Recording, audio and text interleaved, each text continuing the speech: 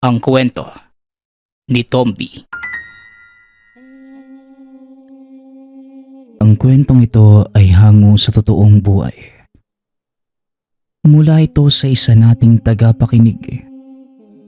Naitago na lang natin sa pangalang Mayumi. Taong 1987. Probinsya ng Abra. Sa isang liblib na sityo, makikitang naglalaro ang isang magandang dalagita. Ang kutis nito ay may hahalin tulad sa kulay ng labanos. Ubod ng puti at kung tawagin ng iba ay anak araw. Sa kabila ng kulay ng balat, mapapansin ang taglay nitong ganda. Maamo ang muka at tila may mata ng isang manika. Katulad ng kanyang balat ay maputi din ang hibla ng mga buhok ng batang babae. Sa kabila ng anyo ni Mayumi ay mahal na mahal ito ng inang si Maribel. "Oh Mayumi, wag kang masyadong maglaro dyan sa kakahuyan ha. Dumidilim na." Sigaw ng ina sa anak, na ngayon ay pumipitas pa ng iba't ibang uri ng bulaklak sa kanilang hardin. "Saglit lang po ito, Nay. Gusto po kasi ni Rafael yung mga bulaklak nyo." Tugon ni Mayumi, habang hawak ang bungkos ng bulaklak. Napangiti na lamang si Maribel sa narinig na sagot ng anak. Ang mga bulaklak na yun pala ay para kay Rafael, ang kakambal ni Mayumi. Hindi nalihim sa mga taga-sityo ang pagkakaroon ng kambal na anak ni Maribel. 23 taong gulang pa lamang noon ang dalaga nang makilala ang tatay ng kambal na si Rafael.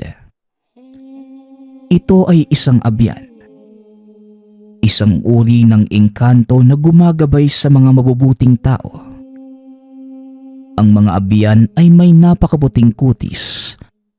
Ang buhok ng mga ito ay kulay puti o ginintuan. Hindi sila tumatanda at nahihinto ang anyo sa pagiging binata at dalaga. Sinasabing kapag nagkagusto ang isang lalaking abyan sa isang mortal, dadalawin at liligawan ito sa panaginip ang napupusuan. Ayon din sa mga sabi-sabi, maaari ding mabuntis ang babaeng mortal at magkaroon ng kambal na anak. Ngunit ang isa ay mortal, habang ang isa naman ay engkanto. Ito ang eksaktong sinapit ni Maribel sa kamay ni Rafael. Masugid na niligawan ng lalaking engkanto ang dalaga. Tuwing sasapit ang gabi, palagi itong nakaabang. Hinihintay na makatulog ang babae upang madalaw na ito sa panaginip. Hindi nagtagal. Nagbunga ang gabi-gabing panliligaw ni Rafael. Nagdalang tao na si Maribel. Maaring mabuntis ang babaeng mortal ng isang abyan kahit na ang interaksyon nila tanging sa panaginip lamang. Napag-alaman ito ni Lolo Nestor o Kanestor kung tawagin sa kanilang sityo. Kilala ang matanda bilang albularyo at tumutulong sa mga kabayan nilang madalas ay nagagalaw ng mga elemento. Kaya naman nang malaman ito na nabuntis ang apong si Maribel ng engkanto, mariin itong tinutulan ang relasyon ng dalawa. Sa kabila ng pananakot na ginawa ni Kanestor kay Rafael, nanindigan ito na pananagutan niya ang magiging anak nila ni Maribel. Kahit nalabag ito sa batas na meron sa pagitan ng mga tao at elemento. Wala nang nagawa pa si Kanestor. Mukha namang may isang salita si Rafael at hindi nga nito pinabayaan si Maribel. "Maribel, Napakaswerte mo at biniyayaan ka ng mababait na anak. Wika ni Nestor habang pinagmamasdan si Mayumi na binibilang ang mga pinitas na mga bulaklak.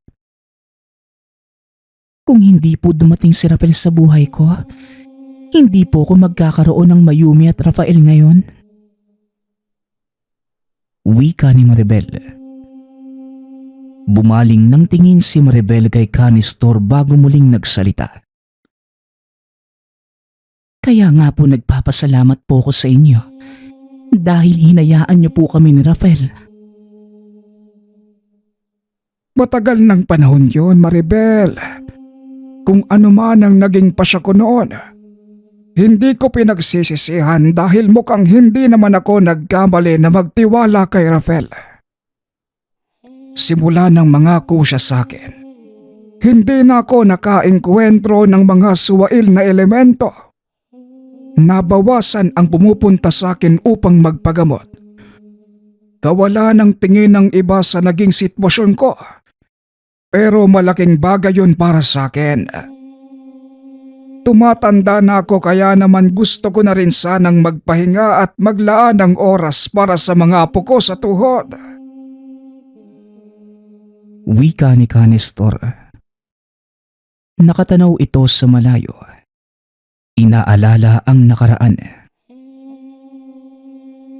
Ay siya nga po pala, Lolo. 10 taon na rin po pala ang lumipas mula nang tumigil kayo sa pagiging albularyo nyo. Tama naman po yun. Mas pagtuunan nyo na lamang po ang sakit nyong diabetes para gumaling na kayo. Wika ni Maribel. Naupo si Nestor sa mahabang upuan na gawa sa pinutol na puno ng akasya. Saglit itong tumingin kay Mayumi na tila may kinakausap sa hangin. Kahit wala naman itong kaharap na ibang tao. Hindi naman naalarma si Nestor. Dahil normal naman yon. Kausap ni Mayumi ang kakambal niyang si Rafael. Sa mata ng normal na tao, magmumukhang baliw ang kanyang apo. Ngunit para sa katulad ni Nestor na may kakayahang makita ang mga elemento, malaya niyang nakikita ang magandang pagsasama ng mga apo niyang si Mayumi at Rafael. Maya-maya pa, isang sigaw ang narinig nila mula sa labas ng bakuran. Nagmamadaling lumabas ng bahay si Maribel at sinilip ang tumatawag mula sa labas. Bumungad sa kanya ang kaibigang si Mirna na may hawak pang sandok sa kanang kamay nito. "Oh Mirna, ano't naparito ka? May hawak ka pang sandok. Iniwan mo pa yata yung niluluto mo." Wika ni Maribel. Maribel, nandyan ba si Nestor? Yung anak ni Sally na si Peter? Sinasapian ng itim na engkanto. Tugon ni Mirna. Kumunot naman ang noo ni Maribel. Ha? Paano sinasapian? Nangingisay daw tapos biglang nagsalita na siya yung itim na engkantong nagambala ni Peter. Naisip kong pumunta dito sa inyo dahil alam ko dating albularyo si Nestor. Wika ni Mirna. Biglang sumulpot si Nestor sa gilid ni Maribel. Pasensya na, Mirna, pero hindi na ako nanggagamot. Hindi na kaya ng katawan ko. Tugon ni Nestor. Oo nga, Mirna. Matagal nang hindi nanggagamot ang lolo. Wika naman ni Maribel. Habang nagkukumpulan, hindi nila napansin na nakikinig pala sa kanilang pinag-uusapan ang kambal. Isang ideya ang binulong ni Rafael kay Mayumi. Dahilan para sumabat ito sa usapan ng matatanda. Nay, puntahan po natin si Peter. Tulungan po natin siya. Wika ni Mayumi. Yumuko si Maribel upang hawakan ang balikat ng anak. Anak, hindi na manggagamot ang lolo nyo. Kaya hindi na natin matutulungan si Peter. Wika ni Maribel sa anak. Pero Nay, kawawa naman po si Peter. Tsaka alam naman po namin ni Rafael na hindi na kaya ni Lolong manggamot. Kaya kami na lang po ang tutulong kay Peter. Wika ni Mayumi. Napabuka na lamang ang bibig ni Maribel at Mirna sa narinig mula sa anak. Binigyan ng makahulugang tingin ni Canestor si Maribel. Sa puntong yon, alam ng matanda na darating ang oras na lalabas ang taglay na kakayahan ng mga apo. Kaya naman tumango siya kay Maribel upang bigyan ng pahintulot ang kambal sa gustong gawin. Sige Maribel, umayo na kayo ni Mirna. Susunod ako. Dalhin mo si Mayumi at Rafael para matignan ang kalagayan ng bata. Wika ni Canestor. Tumingin ang matanda kay Rafael na pirming nakadikit sa kakambal. Iisa lamang ang muka ni Mayumi at Rafael. Ang kaibahan nga lang ng dalawa, anyong engkanto si Rafael. Matulis na parang dahon ang tenga. May maputlang kutis at ginunto ang buhok tulad ng amang si Rafael. Hindi ito nakikita ng mata ng normal na tao at walang pisikal na katawan sa mundo ng mga mortal. Sabay na pinanganak si Mayumi at Rafael ngunit sa magkaibang mundo. Ang isa ay sa mundo ng mga tao, habang ang isa naman ay sa mundo ng mga engkanto sa ibayo. Ngunit magkaiba man sa maraming aspeto ang kambal. Hindi nagkakalayo ang mga layunin nila sa buhay. Katulad na lamang ng pagtulong sa kaibigan nilang si Peter. Lumayas kayo dito. Akin ang katawan ng batang ito. Sigaw ni Peter. Nang makita ang kambal na pumasok ng tahanan. Nang mga oras na yon, hindi ang kilala nilang si Peter ang kumokontrol sa katawan nito, kung hindi ang itim na engkantong sinasabi ni Mirna kanina. Humakbang si Mayumi papalapit kay Peter na ngayon. Nakagapos na sa magkabilang haligi ng kama na gawa sa kawayan. Lalong nagwala si Peter nang tuluyang makalapit si Mayumi sa kanya.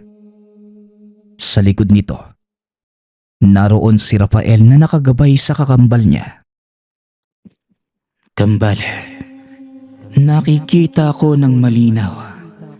Itim na engkanto nga ang sumanib kay Peter. Wika ni Rafael.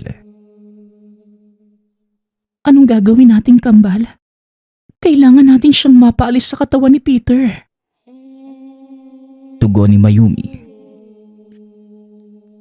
O sige, ako ang bahala. Sundin mo lang ang mga sasabihin ko sa iyo. Ako ang magiging gabay mo at ikaw naman ang magiging pisikal na katawan at kasangga ko sa mundo niyo. Muling wika ni Rafael.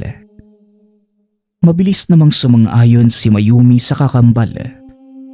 Samantalang nakaalalay naman sa gilid si Canestor at Maribel. Ito ang unang pagkakataon na masasaksihan ni Canestor ang kakayahan ng kambal. Isa rin ito sa mga napag-usapan nila ni Rafael na ang kakayahan ng kambal maaaring makatulong sa pagpapanatili ng kapayapaan sa pagitan ng mundo ng mga tao at mga elemento.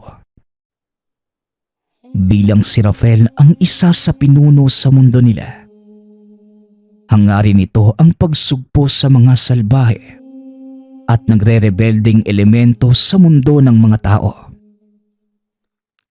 Mga hangal, Hindi niyo ko mapapalis sa katawan ng batang ito. May kasunduan na kami. Nahahayaan niya akong angkinin ang pisikal na katawan niya kapalit ng pagpapagaling ko sa lola niya. Ang hindi niya alam, ako din ang nagbigay ng sakit sa matandang yon. Hangal na tunay, kayong mga tao ay likas na uto-uto. Wika ng nakasanib. Nagulat si Sally at Myrna. Gusto mo nitong yakapin ang anak ay hindi niya magagawa. Dahil ito ay nasa ilalim ng posisyon ng itim na engkanto. Hindi ako makakapayag na makuha mo ang katawan ng kaibigan ko. Sigaw ni Mayumi na siyang ikinagalit lalo ng itim na engkanto. Tumingin si Mayumi kay Rafael at saka tumango ito. Sabay na kumilos ang dalawa. Tila magkaisa ang mga katawan. Dumaloy ang enerhiya mula kay Rafael papunta kay Mayumi. Nakaramdam ng kakaibang lakas ang dalagita. Kaya namang kagad itong gumalaw at hinawakan ang ulo ni Peter. Saka umusal ng ilang salita na nagmula kay Rafael. Maya-maya pa, umaktong may hinihilang mabigat na bagay mula sa loob ng katawan ni Peter. Dahil maliit ang katawan ni Mayumi, hirap na hirap ang bata na hilahin ang itim na engkanto palabas ng katawan ng kaibigan. Mararamdaman ang malakas na ihip ng hangin na tumatagos sa mga pader ng barong-barong nila Sally. Nanlalaban ang itim na engkanto sa ginagawang pagbuwag sa espiritual na presensya nito sa katawan ng bata.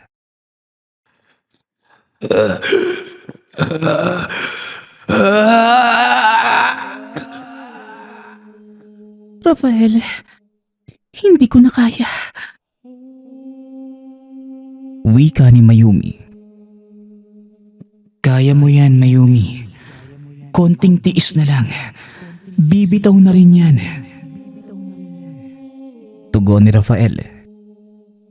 Itinodo nito ang pagbigay ng kapangyarihan at lakas kay Mayumi.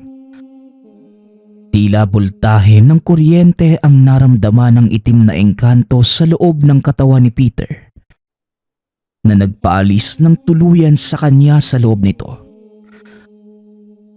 Kagad na naglaho na parang bula ang nilalang. Nawala ng malay si Peter na nagmamadaling daluhan ng inang si Sally.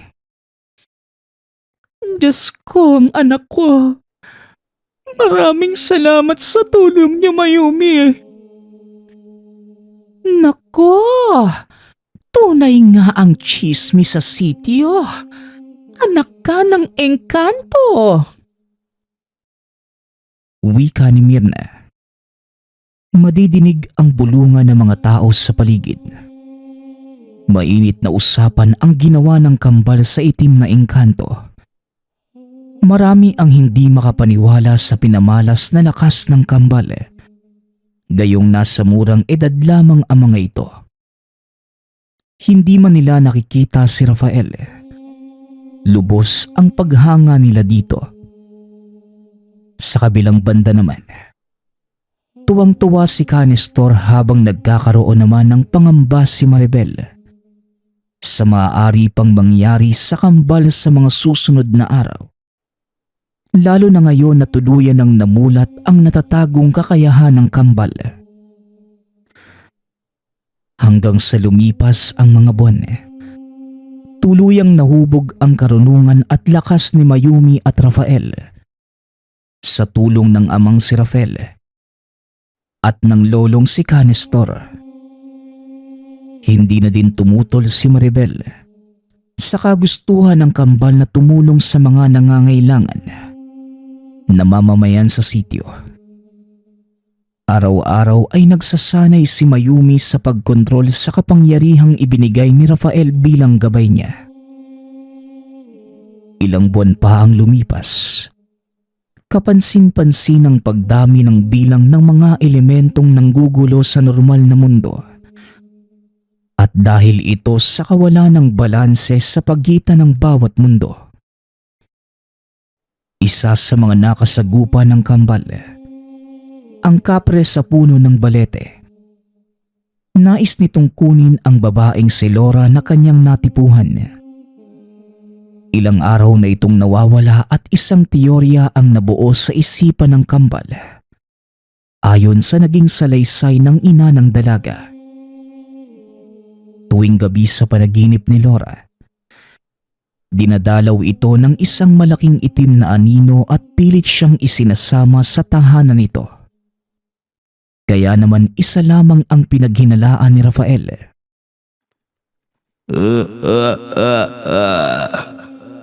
Umalis na kayo. Hindi ko kayo tinatanggap sa tahanan ko.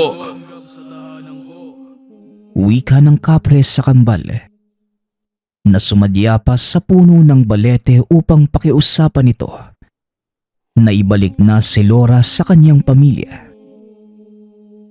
Ayon sa gabay ni Mayumi na si Rafael, ang kapreng nakatira sa balete ang kumuha sa babae. Parte ito ng kapangyarihan ni Rafael bilang gabay. Nakikiusap kami sa iyo, Mamang Kapre. Maaari mo bang ibalik sa amin si Laura? Dahil hinahanap na siya ng pamilya niya. Pakiusap ni Mayumi. Wala rito ang babaeng hinahanap nyo. Tugon ng kapre. Hindi kami naniniwala sa iyo. Ibigay mo na sa amin si Laura. Kung ayaw mong daanin pa natin ito sa dahas. Wika ni Rafael. Naghintay ng sagot ang kambal mula sa kapre. Ngunit hindi na muli itong umimik. Sa kabilang banda naman, isang mahinang pagikbi ang narinig ni Rafael sa isipan niya. Malakas ang kutob nitong si Laura ang umiiyak. Mayumi, sigurado kong nariyan sa balete si Laura. Naririnig ko ang pag-iyak niya. Wika ni Rafael, sabay hawak sa kamay ni Mayumi. Naglabas ito ng kapangyarihang dumaloy naman sa katawan ng dalaga. Kung hindi mo ibibigay sa amin si Laura, pasensyahan na lang po, Mamang Kapre. Wika ni Mayumi. Maliksing kumilos ang dalaga palapit sa puno ng balete. Sa tulong ni Rafael, nagbukas ang isang nagliliwanag na portal papunta sa loob ng balete. Kagad na pumasok ang kambal at bumungad sa kanila ang kagimbal-gimbal na senaryo kung saan pinagtatangkaan na ng kapre si Laura. Itigil mo yan. Sabay na sigaw ng kambal, saka sumugod palapit sa kapre. Inatake nila ang kapre gamit ang espesyal na baston na ginawa mismo ni Canestor para kay Mayumi. Binalot ng kapangyarihan ni Rafael ang baston na hawak nito. Malaki ang kapre kaya mabagal ang nagiging pagkilos. Maging pag-atake nito sa kambal. Mabilis na nakakaiwas si Mayumi habang tila aninong nakasunod si Rafael sa lahat ng galaw ng kakambal. Itinaas ng kapre ang kamay para hampasin si Mayumi ngunit mabilis itong nakatalon sa ere. Gamit ang hangin na nilabas ni Rafael mula sa palad. Ibinasiwas ni Mayumi sa ere ang baston. Saka ito itinarak sa likod ng kapre. Isang sigaw mula sa elemento ang namutawi sa lugar. Napatakip pa ng tenga sina Mayumi at Laura sa naging pag-atungal nito. Hindi naman naapektuhan si Rafael. Kaya naman nakahanap ito ng tamang tiyempo para tuluyang pabagsakin ang kapre sa lupa. Mabilis nilang nailabas sa balete si Laura. Nang mga oras na yon, sa labas ay nakabantay sina Nestor at Rafael sa kanila. Nang masiguro na nasa maayos na kalagayan na si Laura, saka pumasok sa loob ng balete si Rafael upang ayusin ang gusot na ginawa ng kapre sa mundo ng mga tao. Sa paglipas ng panahon, nagpatuloy ang magandang hangarin ng kambal. Sumapit ang 18 taong kaarawan ng kambal. Dito na din nasubok ng sukdulan ang kakayahan ni Mayumi at Rafael. Isang suliranin ang kinaharap ni Rafael sa mundo ng mga elemento. Ang mga nilalang doon, nagkaroon ng malaking pag-aaklas laban sa pamumuno ng grupo ni Rafael sa kaharian nila. Isang makapangyarihang itim na engkanto ang nagsimula ng kaguluhan at naglason sa isip ng kapwa elemento. Sinabi nitong wala silang kalayaan sa pamumuno ng grupo ni Rafael, na dapat ay malaya silang makakapunta sa mundo ng mga tao. Ngunit gaano mang kalakas ang pinagsama-samang kapangyarihan ni Rafael, wala silang laban sa puwersa na meron ang mga itim na engkanto.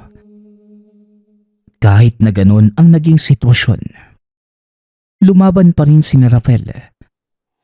Kasama nito ang isa sa kambal na si Rafael. Dahil sa mundo ng mga elemento rin ito naninirahan. Ama, nangihina ka na. Hindi mo nakakayaning labanan niyang batalyon ng mga itim na engkanto. Wika ni Rafael. Habang sinasalag gamit ng kapangyarihan niya ang tatlong nilalang, napilit na pinagtutulungan ang ama.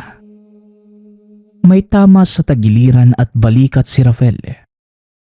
Anumang oras ay maaari nang bumigay ang katawan dulot ng itim na mahika na tumama sa kanya. Anak, tumakas ka na. Puntahan mo ang kakambal mo at protektahan niyo ang mga tao sa kabilang mundo. Wika ni Rafael. Nakaluhod na ang isang tuhod nito sa lupa, habang ang mga kamay ay pawang nakataas upang suportahan ang anak. Hindi, ama. Hindi kita iiwan dito. Hindi ako aalis nang hindi ka kasama. Wika ni Rafael. Huwag kang suwail, Rafael. Narito pa naman ang grupo. Kami na ang bahala dito. Umalis ka na. Iligtas mo ang sarili mo. Tugon ni Rafael. Matapos itong sabihin ng ama, buong lakas itong tumayo at tinulak si Rafael palayo. Isang portal papunta sa mundo ng mga tao ang bumukas. Kagad nitong nilamon si Rafael. Mapait nang umiti si Rafael sa anak bago tuluyang magsara ang portal.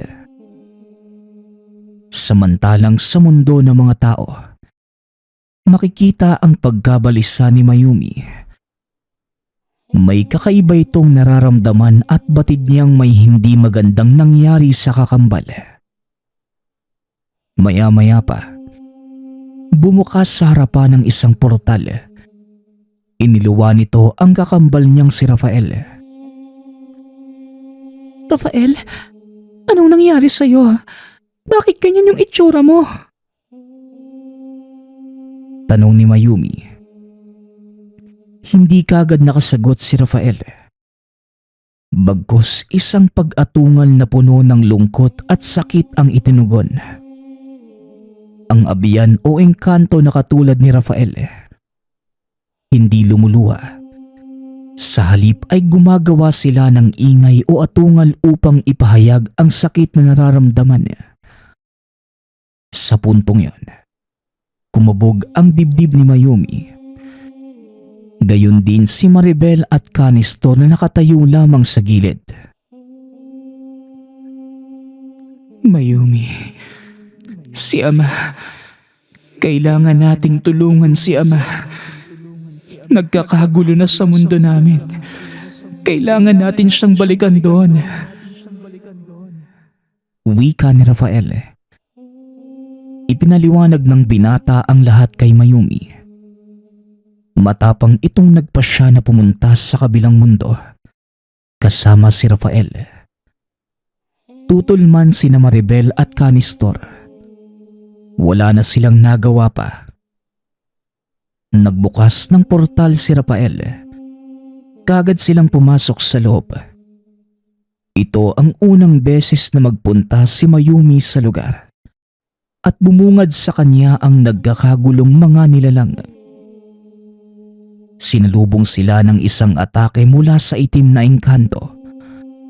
Mabilis namang nakaiwas ang kambal.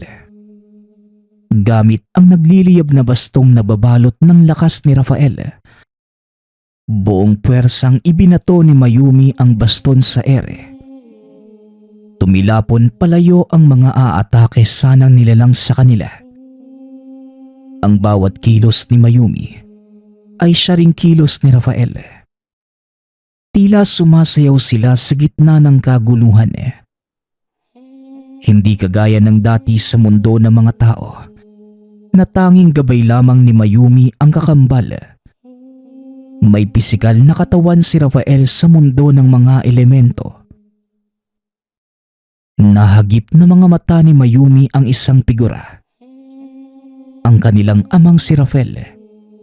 Kaharap ang sinasabing itim na engkanto na pasimuno ng pag-aaklas. Nagmamadaling pumunta ang kambal para tulungan ang ama. Rafael, ang baston! Sigaw ni Mayumi. Sabay hagis ng baston kay Rafael. Dahil mas mabilis itong nakalapit sa itim na engkanto. Hindi na ito nag-atubili pa at walang ano-ano. Itinarak niya sa dibdib ng nilalang ang baston.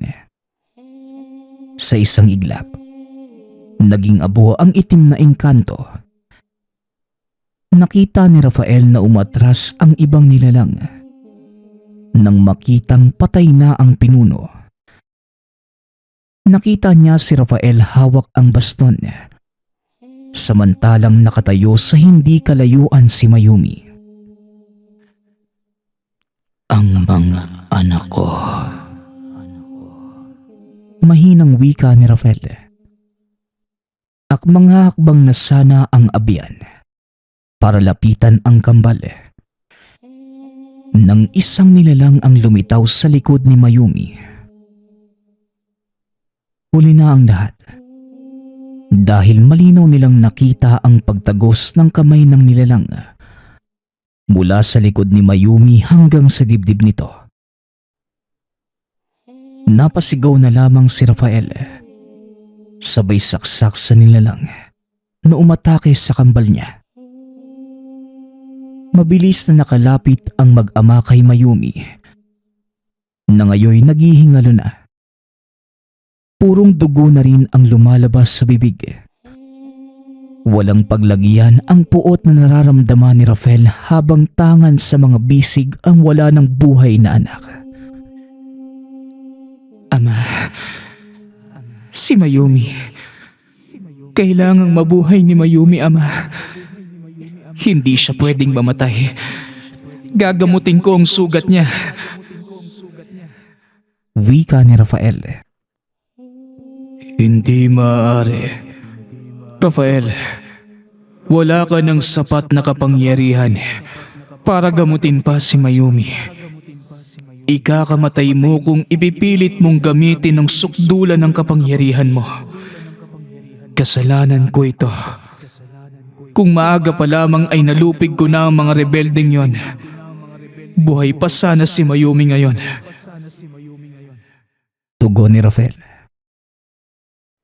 Isang malungkot na ngiti ang rumihistro sa mukha ni Rafael. Isang pasya ang nais niyang gawin. Ama, Patawad kung susuwayin ko kayo sa pagkakataong ito. Palagi niyong tatandaan na mahal ko kayo ni nanay, pati na rin ni lolo. Wika ni Rafael. Teka, ano bang sinasabi mo, Rafael? Tanong ni Rafael. Pakisabi na lang po kay Mayumi na masaya akong siya ang naging kakambal ko. Hindi. Hindi, Rafael. Huwag mong gagawin ang binabalak mo. Wika ni Rafael. Pilit nitong inilalayo ang katawan ni Mayumi kay Rafael. Ngunit mahina na ang katawan niya at wala ng sapat na lakas. Nagawang makuha ni Rafael ang katawan ng kakambal. Binalot ni Rafael ng isang harang ang espasyo kung saan sila naroroon upang hindi na makalapit pa ang ama. Itinapat ni Rafael ang dalawang kamay sa sugat ng kakambal. Inipon niya ang natitirang enerhiya sa kaunti-unting pinadaloy sa katawan ni Mayumi. Katulad ng palagi niyang ginagawa bilang gabay nito. Mula sa labas ng harang, kitang-kita ni Rafael kung paano nagpupumilit ang ama na sirain ang harang. Ngunit buo na ang pasya niya. Ibigay ang natitirang kapangyarihan sa kakambal upang muli itong mabuhay at makabalik sa kanilang inang si Maribel. Kinakapos na ng hininga si Rafael. May lumalabas na rin na kakaibang kulay ng likido sa tenga at ilong. Mas itinodo pa nito ang pagbibigay enerhiya hanggang sa umabot na sa sukdulan ng hangganan ng kapangyarihan niya.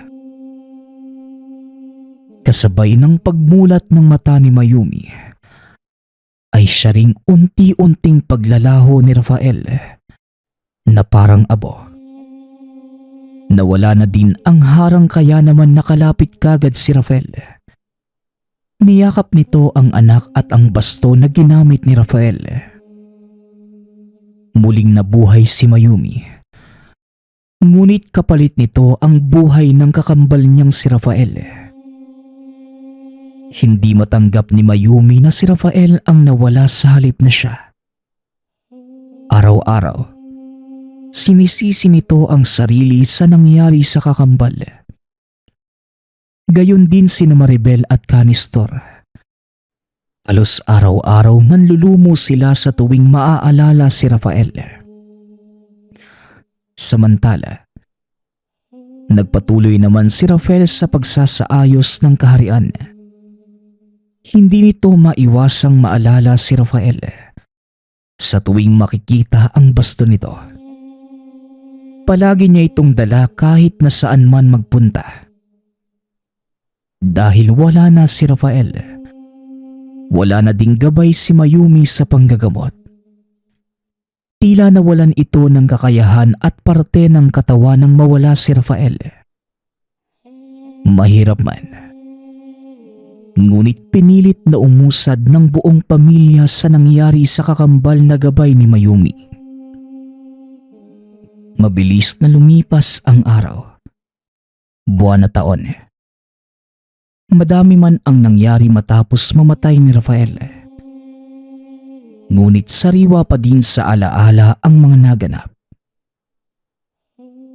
Ngayong matanda na si Mayumi, nawala man si Rafael malapit sa kanya.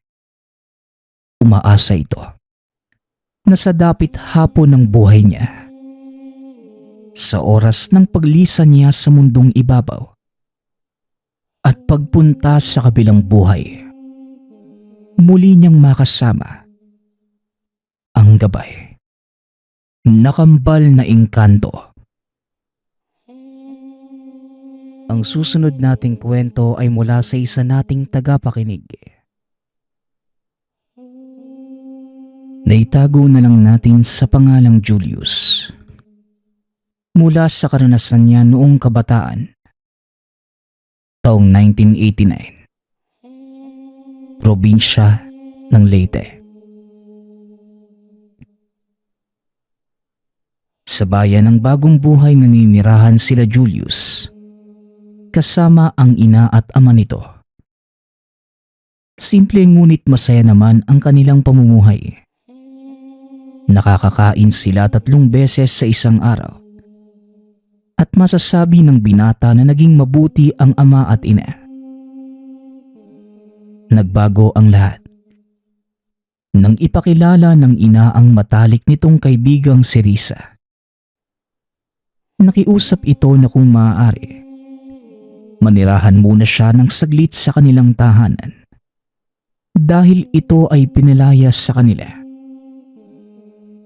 Hindi na alam ni Julius kung ano ang dahilan ng pagpapalayas. Ngunit iba kagad ang naramdaman nito pagdating ng babaeng yun sa kanilang buhay. Noong una pa lamang, nakakaramdam na kagad ang binata na tila may mali sa pakikitungo ng ama sa kaibigan ng ina. Kalaunan, nagkatotoo nga ang kutob nila. Isang araw ay hindi na umuwi ang ama pati ang kaibigan ng ina. Napag-alaman nila, nagtana na ang dalawa at hindi na matuntun pa ang kinaroroonan nito dahil hindi pa nauuso ang teknolohiya. Masama ang loob ng ina, lalo na si Julius, dahil bukod sa sinira nila ang kanilang pamilya, talagang ang piniling panahon pa ng ama ay kung kailan malapit ng manganak ang ina. Isang araw, habang namamalengke si Julius, nadaanan niya ang ilang tinderang nagkwekwentuhan. Bali-balita sa kanila ang pagkakunan ng isang kapitbahay. Merong nang-aaswang sa bayang ito. Ang masakla pa, iniwan ito ng asawa ilang araw bago manganak, kaya nanlumo ang babae. Halos mabaliw ito dahil iniwan nga siya ng asawa at nawalan pa ito ng anak. Bagamat naaawa si Julius sa kwento, hindi niya napigilang mainis dahil naalala na naman niya ang amang sumama sa ibang babae. Nako, sinabi mo pa. Hindi lang pala aswang ang nakapasok sa bayan natin. Kung hindi na rin yung mga nang-aaswang ng asawa. Wika ng isang tindera. Kaya nga dapat, mas bantayan natin yung mga asawa natin, pati na rin yung mga anak. Tugon ng isa pa. Umalis na si Julius at dali-daling umuwi ng tahanan. Nangako ang binata sa sarili. Gagawin niya ang makakaya upang alagaan ang ina. Bagamat 14 anyos pa lamang na mga panahong yun, namulat ang binata sa katotohanan at responsibilidad bilang nag-iisang lalaki sa tahanan. Isang linggo bago manganak ang ina, dito na nagsimula ang mga katakot-takot na pangyayari sa tahanan. Tuwing gabi, nagigising na lamang ang mag-ina dahil walang humpay ang pagkatok at pagkalampag ng mga dingding, maging ng mga pintuan. Bagamat nakasara naman ang mga bintana, nakikita pa din nila Julius ang anino ng nilalang. Napansin niya na meron itong pakpak at naririndi sila sa ingay ng pagkaskas na matatalas na kuko sa bintana.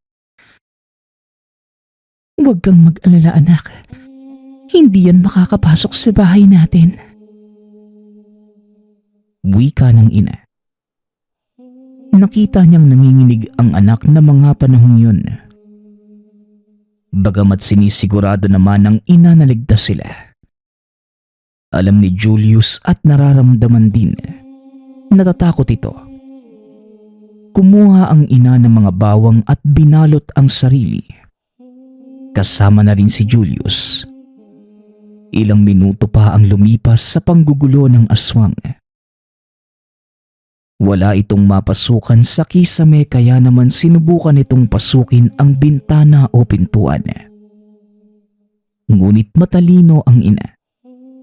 Kaya sinigurado niyang budburan ng asin ang bawat sulok ng tahanan. Makalipas ang ilang minuto, tuluyan ng tumigil ang aswang. Hindi na namalaya ng binatang nakatulog na pala siya. Nagising na lamang ito kinabukasan. Kagad hinanap ang ina. Nakita niya itong nakadungaw sa bintana na tila malalim ang iniisip. Napakalalim. Nangingitim na ang mga mata ng ina. Na tila hindi ito natulog kakabantay. O Nay, hindi po maganda sa kalusugan niyo yan ha? Lalo na't malapit na po kayo mga anak. Wika ni Julius. Ayos lang ako anak. Ang mahalaga ligtas tayo. O siya, maghahanda na ako ng pang-umagahan ha? Tugo ng ina. Ako na po Nay. Maigi pang matulog na po kayo dyan. Ako nang bahala ngayon. Magpahinga ka na po. Muling wika ng binata. Pinapatulog na niya ang ina. Habang nasa labas si Julius, naghahanap ito ng mapagkakakitaan o kahit anong trabaho na pwede siyang bigyan ng pangkain nila ng ina. Mabuti na lang. Meron silang mga kapitbahay na mabuti ang kalooban. Katulad ni Aling Belen, na matandang namumuhay ng mag-isa. Hanggang ngayon ay hindi malilimutan ni Julius ang kabaitang pinakita ng matanda. Halos araw-araw, doon tumutulong ang binata kapalit ng makakain nila maghapon. Madalas, sobra-sobra pa itong magbigay kaya naman laking pasasalamat at labis na kalungkutan ang naramdaman niya nang mabalitang wala na ito. Nang gabing yun, muli na namang naulit ang panggagambala ng aswang. Kinakalabog nito ang mga dingding at kisame. Malahayop din ang ingay na nililika nito. Bagay na magpasa hanggang ngayon sa tuwing maaalala ni Julius. Nagdudulot ito na matinding pagkabalisa sa kanya. Hindi natigil ang nilalang. Tila mas naging agresibo pa ito. Kagad na kinuha ng ina ang bawang at asin. Ibinalot ito sa kanila ngunit nang biglang mabasag ang bintana, kagad nitong kinuha ang itak. Kahit nabuntis ang ina, hinabili nitong wag na wag lalabas si Julius. Kahit na gusto niyang tulungan ang ina, napangunahan ng takot ang binata at wala itong nagawa kung hindi hayaan ang ina.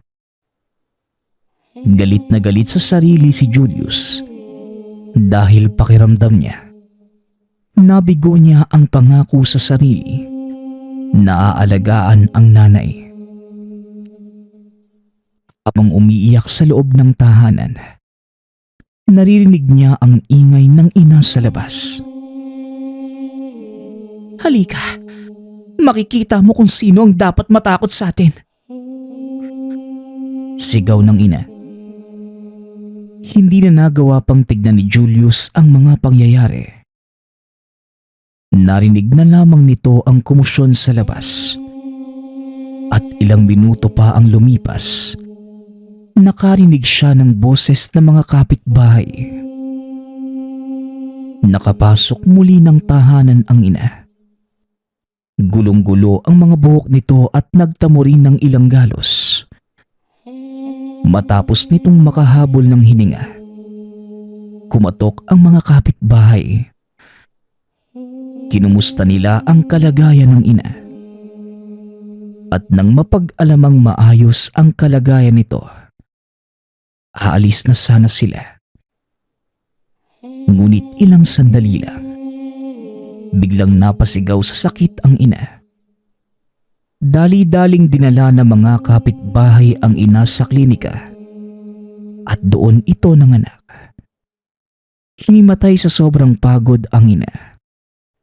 Sa kabutihang palad, matagumpay nitong naipanganak ang kanyang kapatid at sa tulong ng mga kapitbahay, nakauwi sila ng ligtas. Walang humpay ang pagpapasalamat ng mag-ina sa mga kapitbahay na tumulong sa kanila. Hindi na nagpahinga pa ang ina at kagad itong naghanap ng trabaho upang matustusan ang mga pangangailangan nila. Naaalala pa din ni Julius ang mga sinabi ng ina ng araw na yun. Kaya niyang tiisin ang kung anumang ibigay sa kanya ng buhay. Ngunit bilang ina, hinding-hindi niya hahayaang mapahamak o mawalay ang anak. Bagamat halos lahat ng tao ay naghahangad ng buong pamilya, kung si Julius ang tatanungin, mas gusto pa niyang wala ang ama sa kanilang buhay. Aanhin naman niya ang ama na nang abandona sa kanya kung meron naman itong ina na sobra-sobra kong magmahal at promotekta. Nagpapasalamat nga pala ako sa lahat ng sumusuporta sa ating channel. Nawa ay patuloy niyong suportahan at pakinggan ang ating mga kwento. Hanggang sa muling pakikinig. Paalam.